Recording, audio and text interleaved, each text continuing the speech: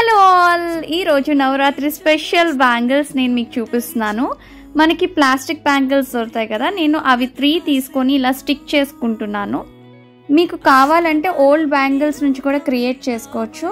మన ఇంట్లో blouse pieces ఉంటాయి కదా, సో ఆ బ్లౌజ్ పీసెస్ నుంచి నేను చిన్న స్ట్రిప్స్లా కట్ చేసుకొని బ్యాంగిల్ మొత్తం స్టిక్ చేసుకున్నాను.